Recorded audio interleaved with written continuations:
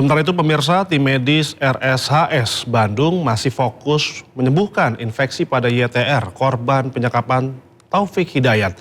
Terdapat fakta baru, Taufik Hidayat sebelumnya beberapa kali berusaha menemui Dedi Mulyadi untuk menyerahkan diri sebelum ditangkap.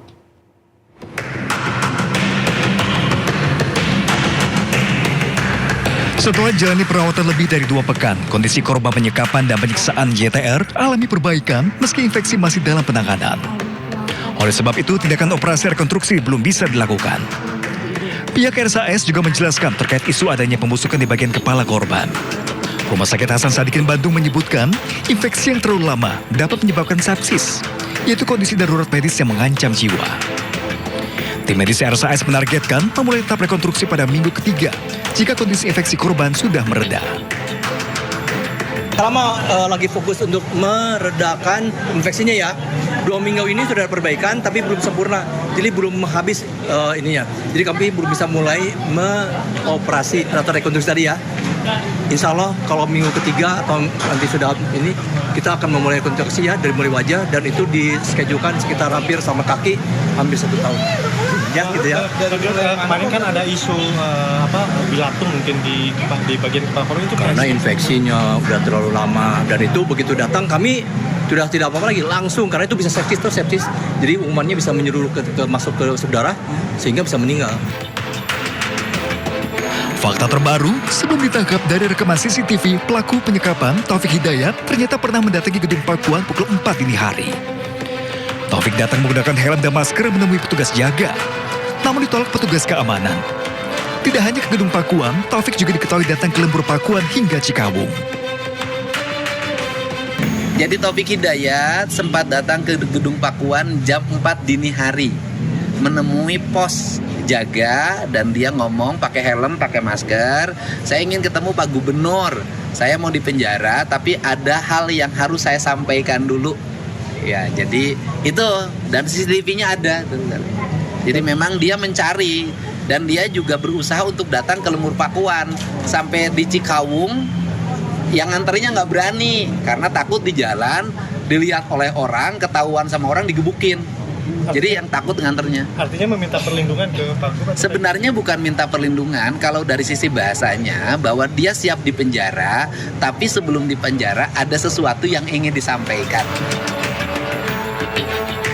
Taufik Hidayat saat ini telah ditangkap Polda Jabar atas kasus penyekapan dan penganiayaan selama 3 tahun. Sementara kondisi dari korban di RSHS masih menjalani pemulihan. Dari Bandung, Jawa Barat, Ervan David, iNews melaporkan.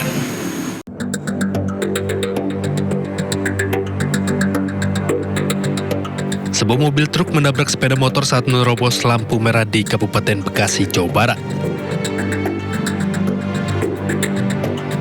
Mobil truk yang dikendarai sopir melaju kencang hingga menerobos lampu merah dan menabrak pengendara sepeda motor saat dilaju lampu hijau. Kedua korban terpental hingga mengalami luka cukup serius, dilarikan ke Rumah Sakit Mitra Keluarga Delta Mas, sedangkan kondisi motor korban mengalami rusak parah.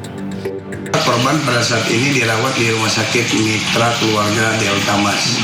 Dan untuk supir truk sendiri ditahan di sini itu gimana? Nah, jadi untuk supir truk sendiri, supir light truk atas nama AG sementara kami amankan di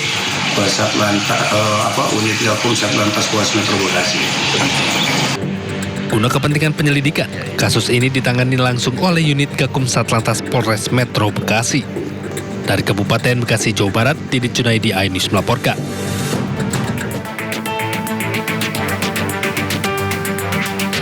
Asap tebal membumbung tinggi dari gunungan sampah yang terbakar di TPA Jatiwaringin, Kecamatan Mauk, Kabupaten Tangerang, Banten.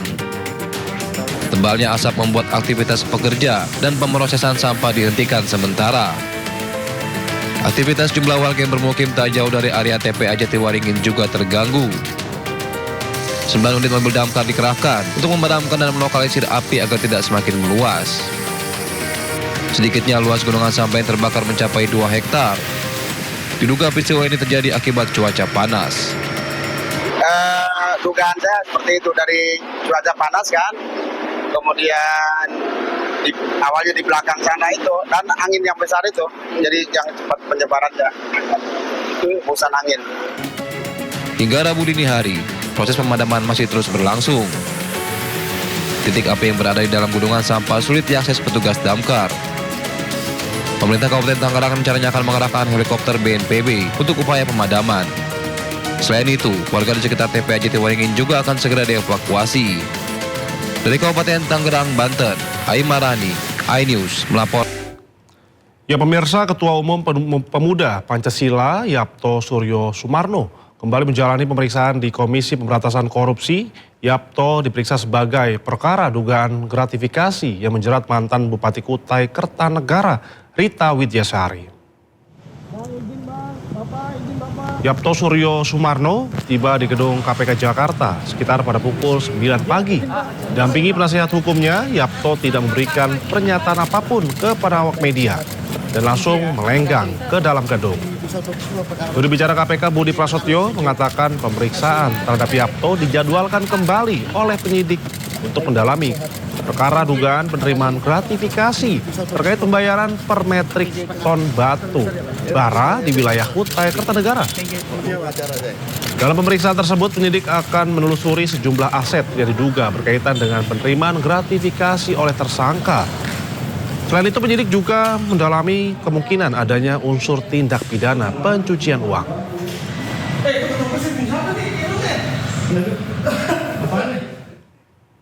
Mantan Menteri Pemuda dan Olahraga Dito Aryo Tejo kembali diperiksa KPK. Dito diperiksa sebagai saksi terkait kasus dugaan korupsi kuota haji di Kementerian Agama. Mantan Menpora Dito Aryo Tejo tiba di gedung KPK Selasa pagi dengan membawa surat pemanggilan dari KPK terkait pemeriksaan korupsi kuota haji. Dito diperiksa sebagai saksi oleh KPK dan akan digali keterangannya mengenai asal-usul tambahan 20.000 kuota haji yang diberikan pemerintah Arab Saudi kepada Indonesia pada tahun 2022. Dalam pemeriksaan ini, Dito diketahui jadi salah satu pejabat yang ikut ke Saudi saat penambahan kuota tersebut disepakati.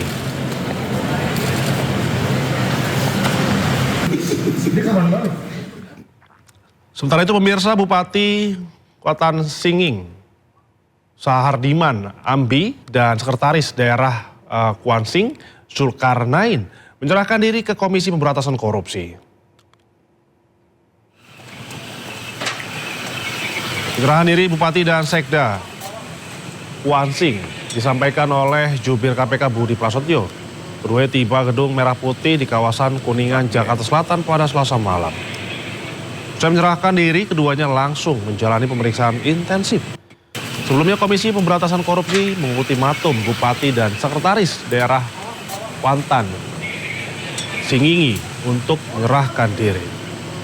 Permintaan itu disampaikan terkait operasi tangkap tangan di Kuansing, Riau beberapa waktu lalu.